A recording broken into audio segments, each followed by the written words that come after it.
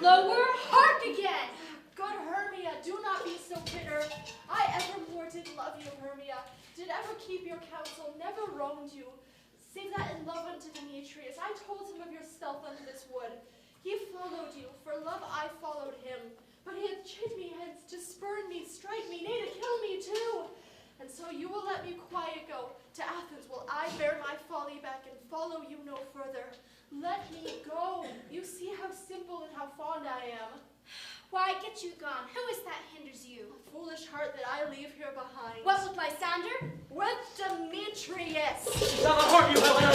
No, sir, she shall not, though you take her place. Oh, when she is angry, she is keen and shrewd. She was a vixen when we went to school, and though she be but little, she is fierce. Little? Nothing but lower and little. Why do you suffer and flout me thus? Let me have her. Get you gone, you thwart, you minimus of Henry Nightmare's maid, you bead, you acorn.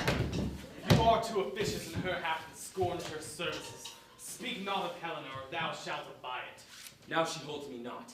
Now follow, if thou darest, to try whose right of thine or mine is most in Helena. Follow, I'll go with thee, cheek by jowl. Oh, mistress, this coil is long to you. Nay, go not back. I will not trust you, lie, nor stay longer in your cursed company. Your hands and mine are quicker for a fray. My legs are longer, though, to run away! I don't know what to say.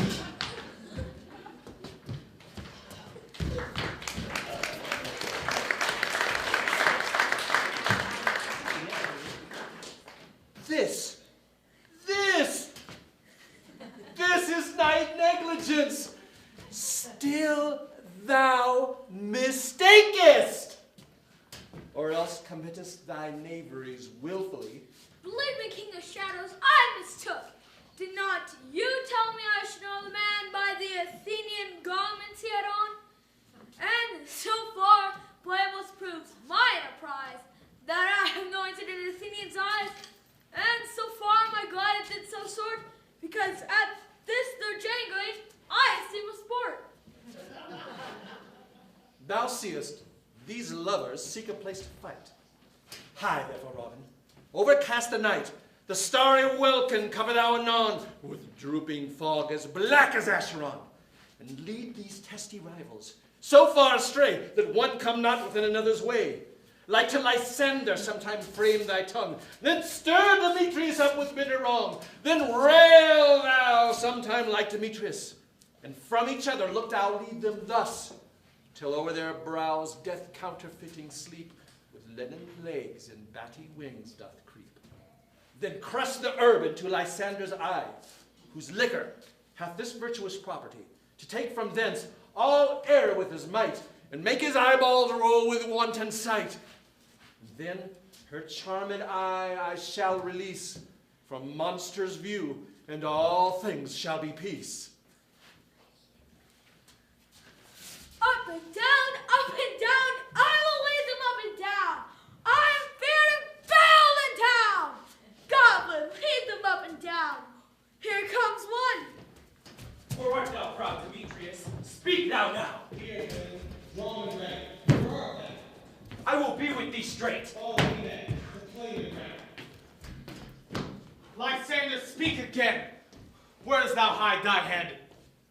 Thou coward, art thou bragging to the stars, telling the bushes that thou lookest for wars, and wilt not come? Come, Reverend, come thou child, I'll whip thee with the rock. He's the fire that draws a sword on thee. Where art thou? Follow my voice, we'll try no man but hear. He goes before me and still dares me on. Where I come where he calls, then he is gone. The villain is lighter heeled than I. The faster I follow, the faster he did fly. Fallen and lie in uneven way, will rest my head. Come thou gentle day. Ho, ho, ho, coward, why comest thou not? Speak in some bush. Where art thou, Lysander? I am here. Nay, thou mockest me. But if ever thy face by daylight see, thou shalt abide it dearly. Here on this cold bed I make my stay. O weary night, O long and tedious night, abate thy hours, shine comforts from the east that I may back to Athens, by daylight from these that my poor company detest. and sleep that sometimes shuts up sorrow's eye, steal me a while for my own company. Yet but three, come one more. Two of both kinds make up four. Here she comes, cussed and sad. Cupid is a knavish lad, must make poor females mad. Never so weary, never so bold, dabbled with dew and torn with briars. I can no further crawl, no further go, my feet can keep no pace of my desires. Here will I rest till the break of day, heaven's shield lies entertain me afraid. On the ground, sleeping sound, I'll apply to your eye, gentle lover's remedy. When thou wakest, thou take true delight in thy former lady's eye. And the country proverb known, every man shall have his own. Jack shall have Jill, naught shall go ill, and the man shall have his American, and all shall be well.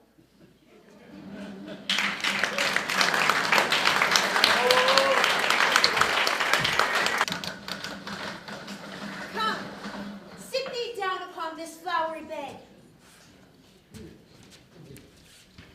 while I thy amiable cheeks do coy, and stick musk roses in thy sleek, smooth head, and kiss thy fair, large ears, my gentle joy.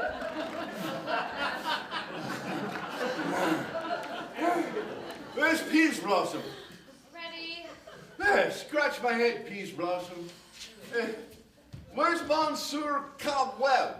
Ready? Oh, Monsieur Cobweb, get your weapons in your hand and kill me a red-hipped humblebee on the top of a thistle. And, good Monsieur, bring me the honey bag.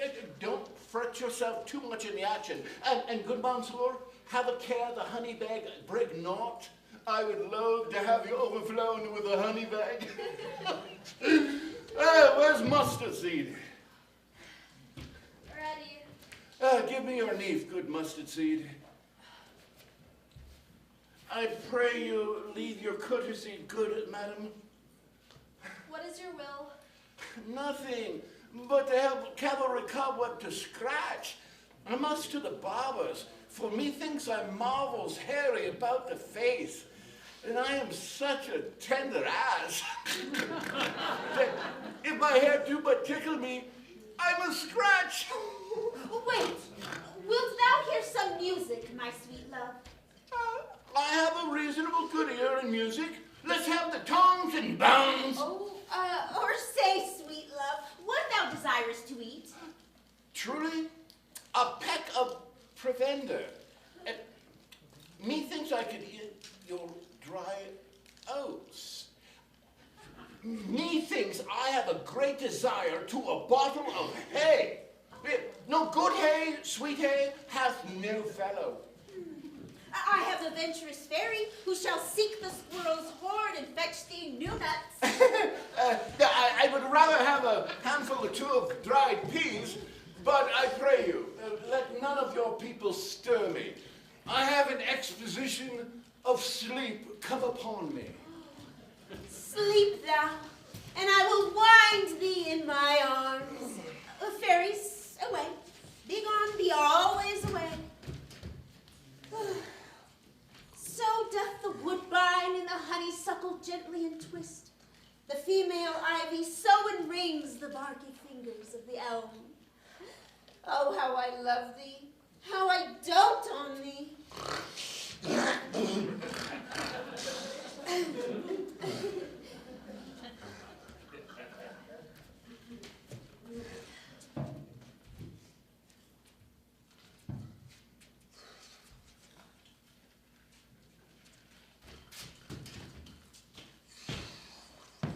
Welcome, good Robin.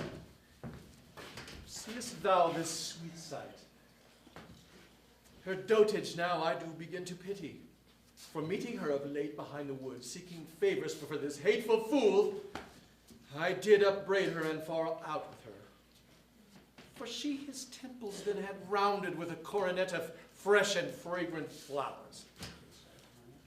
Yet I will undo this hateful imperfection of her eyes. Gentle pup, take this transforming scalp from off the head of this Athenian swain, that he awaking when the other do may all to Athens back again repair. Think of this night's accidents as no more than a fierce vexation of a dream. But first I shall release the fairy queen. Be as thou was wont to be, see as thou was wont to see. Dian's bud or Cupid's flower has such force and blessed power. Now, my Titania, wake you my sweet queen. Oh, my Oberon, what visions I have seen. Methought I was enamored of an ass. There lies your love. How came these things to pass? Oh, how mine eyes loathe his visions now. Silence a while. Robin, take off his head. Now when thou wakest, with thine own fool's eyes peep.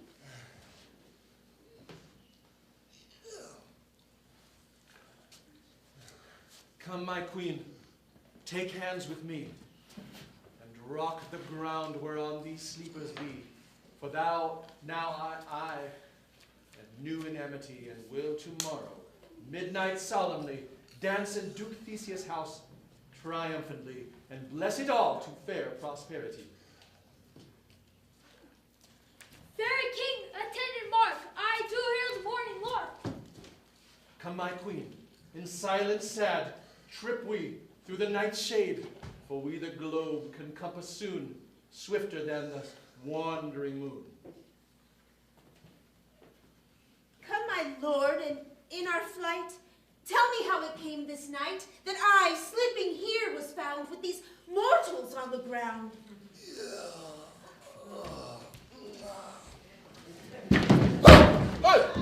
Hey, when my cue comes, call me. I will answer. But my next is most fair pyramids. Hey ho! Peter Quince, flute, the bellows bender, snout, the tinker, starveling. God's my life, is stolen hence and left me asleep. I have had a most rare vision. I have had a dream past the wit of any man to say what dream it was. But man is a fool if he go about to expound on this dream.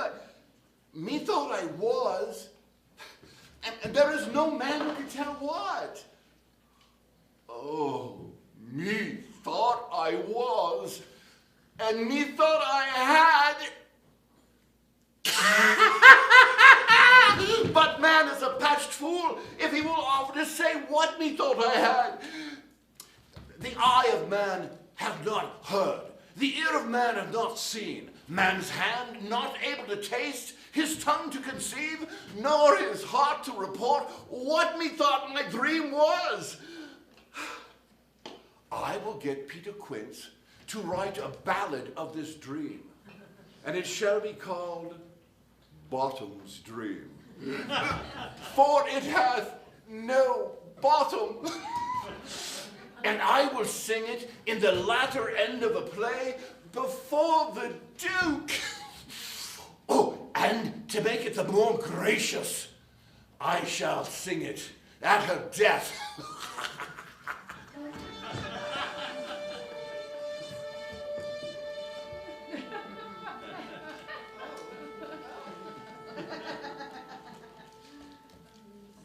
Go, one of you, find out the forester.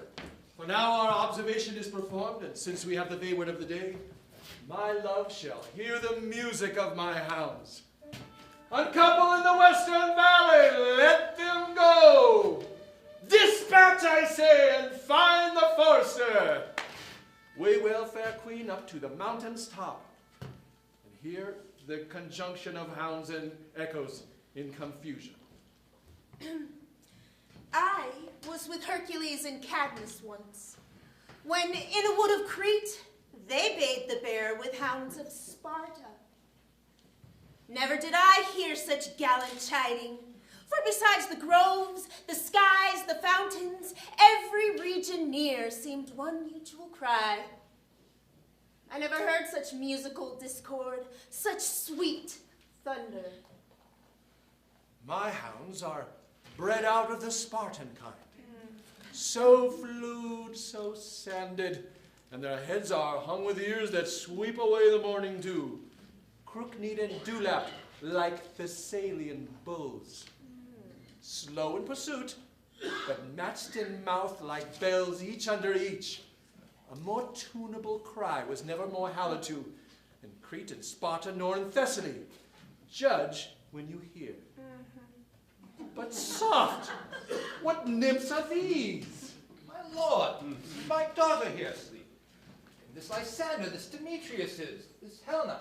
Old maid, ours, Helena. I wonder at finding them here together. No doubt they rose up early to observe the rite of May, and hearing our intent came in grace of our solemnity. But speak, Aegeus, is this not the day that Hermia is to give answer of her choice? It is, my lord. Go bid the huntsmen wake them with their horns.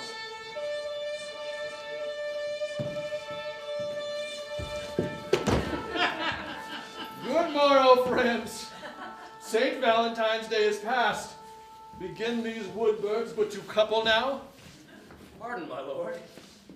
I pray you all stand up. I know you two are rival enemies. How comes this gentle concord in the world, where hatred is so far from jealousy, but you sleep by hate and fear no enmity? My lord, I shall reply amazedly. Half sleeping, half awake, but I cannot truly say how I came here. Although it does bethink me, so it is. I came with Hermia hither. Our intent was to be gone from Athens, where we might without the peril of the Athenian law. Enough, enough, my lord, you have enough. I beg the law upon his head. They would have stolen away. They would have, Demetrius, thereby to defeat you and me. You of your wife, and me of my consent. My consent that she should be your wife. My lord, I was betrothed to Hermia, ere I saw beauteous Helena. But like a sickness did I loathe this food. But come to my health, back to my common taste, and will forevermore be true to it. Fair lovers, you are fortunately met. More of this discourse we will hear anon. Aegeus, I shall overbear your will, for in the temple by and by with us these couples shall be eternally knit. And now, the morning is something worn, our purposed hunting shall be set aside. Away with us to Athens, 3 and 3! We'll hold a feast in great solemnity. Come. These things seem like far-off mountains turned to clouds. Methinks I see with parted eye, when everyone else sees doubles. So methinks, and I have found Demetrius like a jewel, mine own and not mine own. Are we awake? For when we sleep, we dream. Was the Duke not here and bid us follow him? Ye and father. And Hippolyta. He did bid us follow to the temple. Then to the temple. And by the way, let us recount our dreams.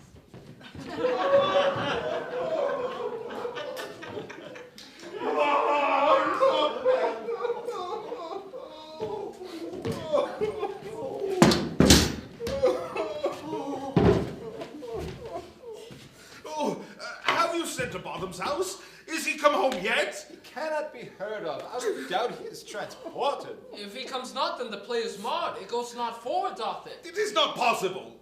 You have not a man in all of Athens able to discharge Pyramus but he. Nay, he simply has the best wit of any handicraftsman in Athens. Yea, and the best person too.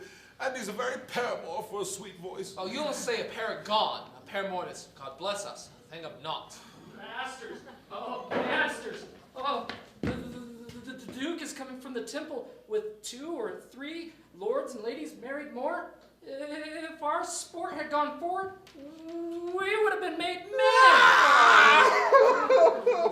Oh, sweet bully bottom. Thus hath he lost 6 pence a day during his life. He could not have scraped 6 pence a day. And the Duke had not paid him 6 pence a day for playing Pyramus.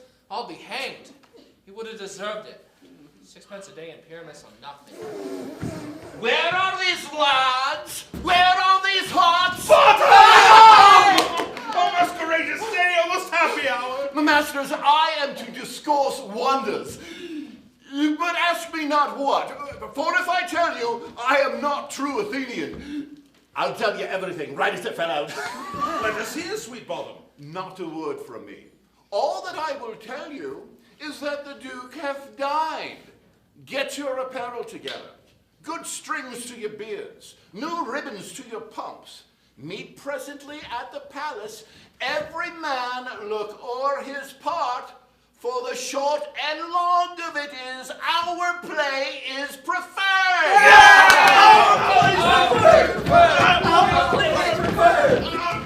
In any case, let Thisbe have clean linen. And let not him that plays the lion pare his nails, for they shall hang out for the lion's claws. And most, dear actors, eat no onions nor garlic, for we are to utter sweet breath, and I do not doubt, but to hear them say, it is a sweet comedy. No more words. Away! Go away! 6 pence a day! 6 pence a day! 6 pence a day!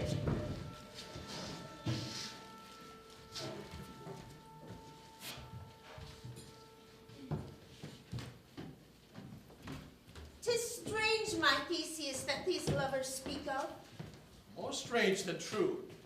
I never may believe these antique fables, nor these fairy toys. Lovers and madmen have such seething brains, such shaping fantasies that apprehend more than cool reason ever comprehends.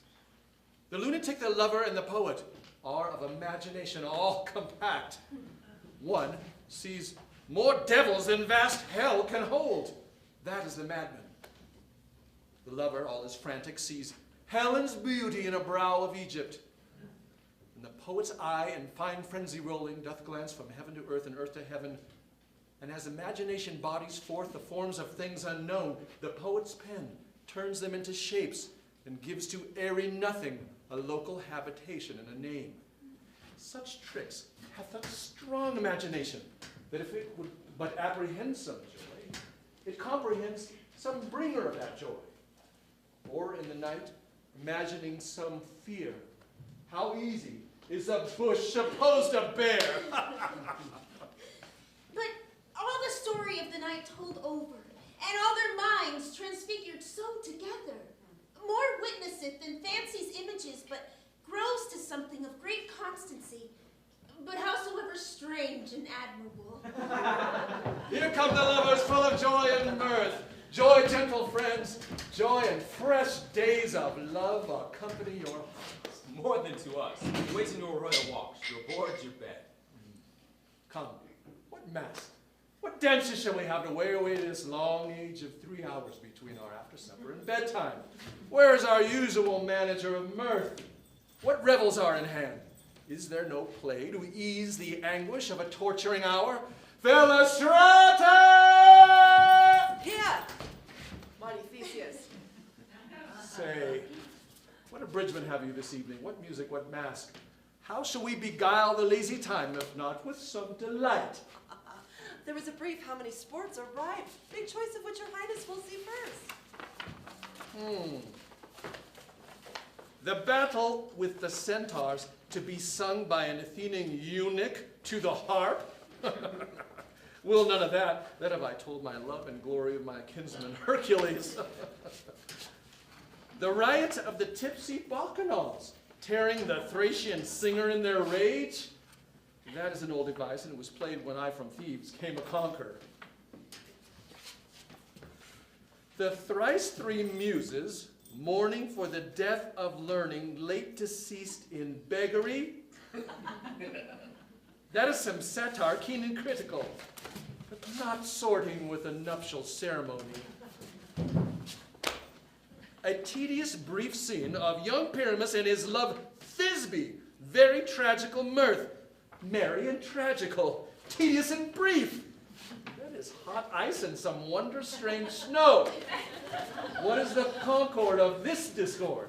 Oh, a play there is, my lord, some 10 words long, which is the briefest play as I have ever known. But by 10 words, my lord, it is too long. which makes it tedious, for in all of the play there is not one word apt, one player fitted. And tragical, my noble lord, it is, for Pyramus therein doth kill himself. Which, when I saw rehearsed,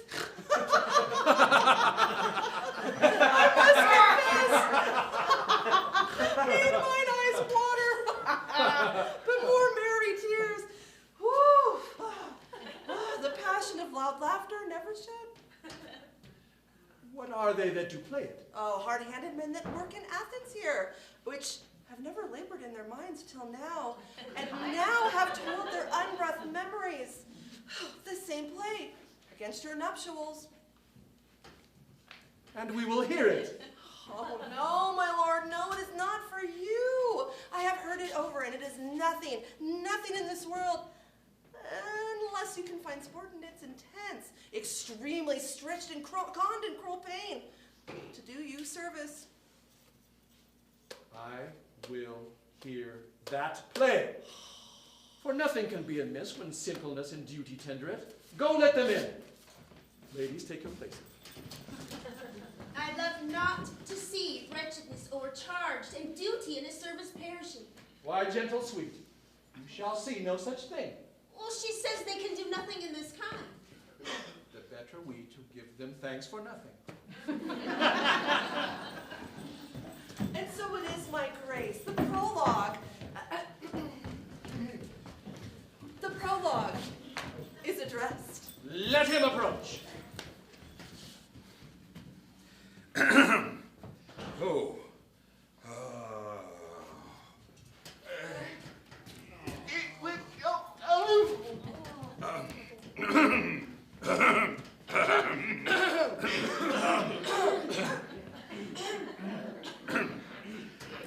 If we offend, it is with our goodwill.